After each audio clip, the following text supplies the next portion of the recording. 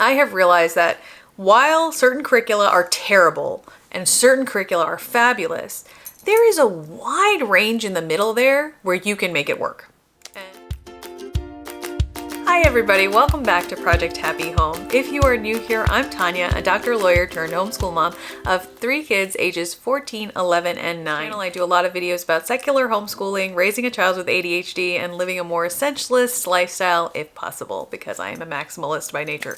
If you are new here, or if you're old and you have not subscribed yet, I would so appreciate it, because I recently looked it up and I think only about 30% of the people who watch my videos are actually subscribed to the channel. So just pop down right below that video and subscribe. It really does help boost the channel and, you know, help keep me on here, so I would appreciate it. And hit like also, because it does the same thing. So I think one of the biggest questions is probably, where have I been this whole entire year? Well, last year we had a big upheaval in like our home and homeschool because one of my children, my middle daughter, actually started floating the idea of going to school. And our style has been every year to ask, like, what do you think you want to do for the coming year? You know, like, how do you feel about it, etc. Like, we have never been the homeschool family that was like homeschool or bust. Every year we kind of reevaluate everyone's needs. And so when my middle child, who is my quietest child, brought up the fact that she might want to try school, I really took her seriously and listened to her. She had very good reasons, very well reasoned out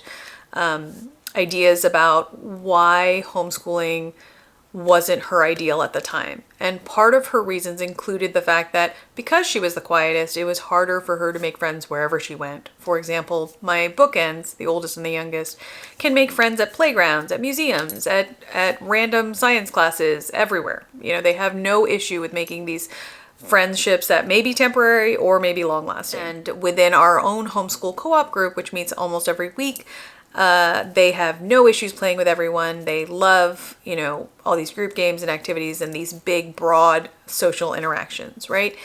My middle child, on the other hand, being a little bit quieter, really doesn't operate that way. So when she goes to playgrounds, for example, or a random nature class, etc., it's not as easy for her to make friends. It's not as easy for her to just strike up a conversation, etc. And so we talk a lot about, you know, why asking about socialization isn't a popular thing in homeschool, but I do think it's an issue in the sense that it can be difficult for different children. It can be difficult for different moms and dads too, depending on our own personalities and our degree of introvertness versus extrovertness.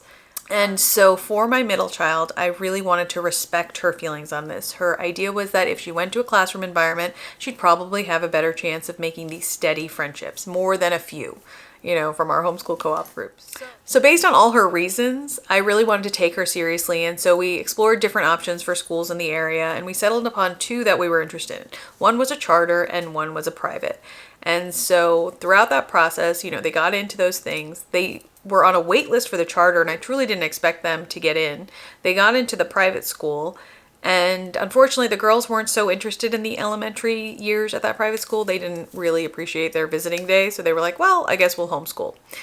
So the plan was, as we came into summer, that my son would attend private school for 8th grade and my daughters would be homeschooled. But then my girls suddenly came off the wait list for the charter school about I would say like a month or so before we were ending our homeschool year. And so I wasn't really mentally prepared for this, but I did share about it on Instagram quite a bit, and I had high hopes, and I really did wish them the very best experience. You know, like, I wish it would have all worked out, but as you can probably tell, it did not, because I am now homeschooling the girls again. My son started in the private school in, I think, the end of July, and he has just had a very positive experience. He has really enjoyed making friends there. He fit right into the classical style of the school, because we have a semi-classical style of homeschooling. It's sort of eclectic and all over the place, but we definitely cover materials in a similar way. And so he fit right in. He's had a wonderful experience making friends at chess club and board game club and at all these different things. He's had all of the social experiences that one could wish for. He's also been very upset that he's the only 8th grader without a phone, but we are figuring our way through things like that. Girls, however, when they started at their charter, they were a little bit less than enthusiastic is probably the best way to put it, about some of the things that are standard to school. For example, all the sitting and raising your hand and lining up and waiting. They had a huge issue with the waiting. Waiting for papers to be handed out, waiting for papers to be picked up, waiting for their turn. This idea of like all of the time wasted really sort of sat heavily upon them. They loved recess, they loved lunch, so they really did enjoy the social aspects of school. Unfortunately, those times are just not that long, right, in the school day. I myself had a very difficult time with the pick up and drop off situation because, as I mentioned, this is two different schools, and their charter school had just an incredibly long pickup line for people who had to be out of it at a certain time. So in order to pick up my son on time, I had to be in that pickup line about 45 minutes before school was dismissed. So when you added it all up, just for school pickup and drop off, I was driving in the car or just sitting in my car in the parking lot for about 15 hours a week. That is not including any of their extracurriculars or anything. And if you added that all up, I was in the car for about 25 hours a week, which started to make me a little bit miserable. And honestly, more power to the people who can do it on a regular basis, but I apparently was just not one of those people. So I was steadily growing more and more sad. I also missed them. I mean, let's be frank. But that being said, I didn't have that many hours without them because by the time I got home, I only had a few hours before I had to go back and get them again. So that was all very, very frustrating for me. I don't know why I didn't think that was going to happen. I just didn't factor in all of that extra sitting in the line time, I think. So if you are sending your kids to school and you have multiple schools, don't be like me. Remember, there might be like extra time tacked on to your commute. Around the same time, the girls were starting to exhibit signs of distress, especially about homework. and so their homework also I didn't find very meaningful. A lot of their homework at this particular school was done online, and it was time-based rather than content-based. So sometimes, for example, they just have to spend like 40 minutes on their math app or whatever through the school, or 40 minutes on their reading sections. But like if the iPad crashed and they had to restart, it would only count as the time that they had restarted, and sometimes they would get in trouble even though they had done the assignment. All of these little issues were a little bit annoying. And so we agreed upon Halloween as our date. Like if it's still not working by Halloween, then we would stop. And the girls did not last that long. Honestly, I was sort of relieved. They like wanted to come home the week before Halloween, and I just let them because there was a parent-teacher conference day thing, and I was like, this seems like a good time. I will be doing a video later on just the girls' takes on school, etc. So if you have any specific questions for me or for them regarding the school experience, let me know in the comments down below, and I will definitely address that in a different video. So now the girls are back to homeschooling. That's where we are in terms of homeschool update. And so we kind of started in November. It was just 1 month because we pretty much take the month of December off just because we have visitors, we have family and holiday events and things like that, and we just like to have some time to relax. So I kind of started fresh with them in terms of their school years, so I feel a little bit like we have lost time, but I'm trying to like grow away from that feeling and just stick with my progress is progress and forward motion is forward motion feeling, and not to be such a type A person who has to like cross off all the boxes. I also shopped my own shelves this year. So I decided, okay, so we only have this many months left before I want to complete this grade level. I have a lot of supplies that I can use. Yes, there are new shiny objects that I would like to take a look at, but I'm going to refrain because I do have a lot of curricula that I have not used for my son, or that I did use for my son that I thought was great, you know, in his 5th grade and 3rd grade years respectively. And I'm just going to use that again. So I've recycled a lot of his old curricula. I pulled out a lot of things that maybe didn't fit well for him, but I think would fit well for my girls. And I'm using all of that because I would say, as somebody in my, 8th year of homeschooling, I have realized that while certain curricula are terrible and certain curricula are fabulous, there is a wide range in the middle there where you can make it work. And I really did want to like conserve resources and not spend unnecessarily. So I used mostly what we already had, and I think it's been going really well so far. So I will share at the end of this year, because I like to do retrospectives on what we used for the year, what we ended up using for 3rd grade and what we ended up using for 5th grade for my daughters. Again, throughout the year, I'll probably be sharing different videos of individual curricula reviews. So if there's anything you're particularly interested in that you see me mention on Instagram or something, let me know and I will be happy to move that up in the queue. Okay, so that is our homeschool update, but getting towards our channel update, what can you expect from me this year?